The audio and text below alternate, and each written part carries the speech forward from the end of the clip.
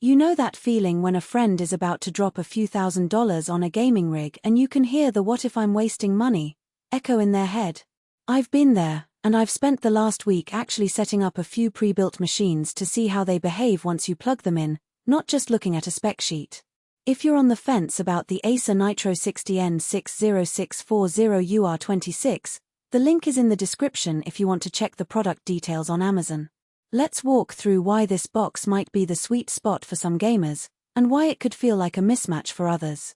First off, the Nitro 60's design isn't just sleek because the marketing says so.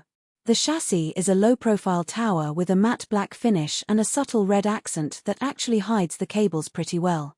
I put it on a cramped desk next to a monitor and a sound system, and the footprint left enough room for a decent mousepad and a couple of external drives. That matters if you live in a small apartment or a shared bedroom where space is a premium.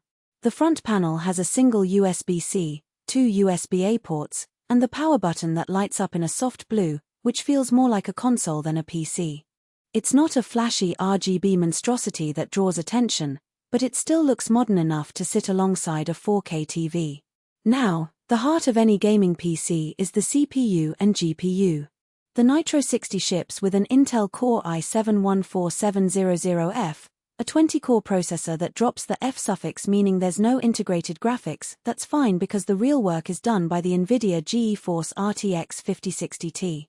This GPU is part of NVIDIA's Blackwell line, and while it isn't the top-end RTX 4090, it punches well above its price bracket. In my testing, it handled Elden Ring at 1440p with medium-high settings, consistently staying around 7,075 frames per second, and Fortnite hit well over 120 frames per second at 1080p Ultra. For the average gamer who isn't chasing 4K Ultra Max, this is a solid sweet spot. The RTX 5060 Ti also supports DLSS 3, which means you can bump the resolution or texture quality a notch and still keep the frame count smooth, something the older RTX 3060 Ti struggled with in the newest titles. The 32GB of DDR5 RAM feels generous even for modern titles that start to use a lot of memory for open-world assets. I ran a few streaming sessions using OBS while playing Cyberpunk 2077, and the system didn't miss a beat.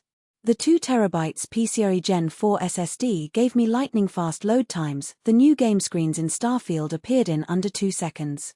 That kind of responsiveness can be the difference between a seamless experience and feeling like you're waiting for a loading wheel that never disappears.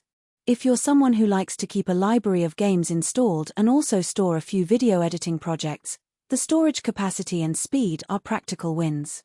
Cooling is where the Nitro 60 starts to show a bit of nuance. The chassis uses a single 120mm front intake fan paired with a rear exhaust, and Acer claims cooling performance and visual effects keep temps low. In a real-world scenario, after an hour of continuous Battlefield V play, the CPU hovered around 78°C and the GPU near 73°C, which is within safe limits but not exactly whisper quiet. The fan curve is a little aggressive. You'll notice a subtle whine that rises as the load spikes. If you plan to game late at night or have a very quiet environment, you might want to add an extra case fan or consider a placement where the noise is less noticeable. It's not a deal-breaker, just a trade-off between compact design and acoustic comfort. Connectivity is another area where the Nitro 60 does something you don't always see on pre-built desks. It includes Wi-Fi 6, 802.11ax, with a decent antenna setup, and the Realtek Dragon LAN chip provides Gigabit Ethernet. In my apartment, the Wi-Fi 6 link stayed stable at 300 megabits per second across a 2-room distance, which is more than enough for online gaming or streaming 4K video from a second PC. The Ethernet port is a solid backup if you ever need the most reliable connection for competitive matches where latency matters. The inclusion of both high-speed wireless and wired options adds flexibility without having to buy a separate network card. So, who should actually consider the Nitro 60?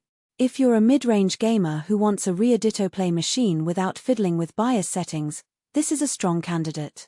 It's especially attractive for those who already have peripherals and a monitor and just need the box that can handle current AAA titles at 1080p or 1440p with headroom for future releases. The 32GB RAM and 2TB SSD also make it a decent workstation for content creators who dabble in video editing or 3D modeling. You get a solid CPU and enough memory to keep things snappy. The integrated Wi-Fi 6 and Ethernet mean you won't need a separate adapter if you move the PC around a bit. On the flip side, you might want to skip this model if you're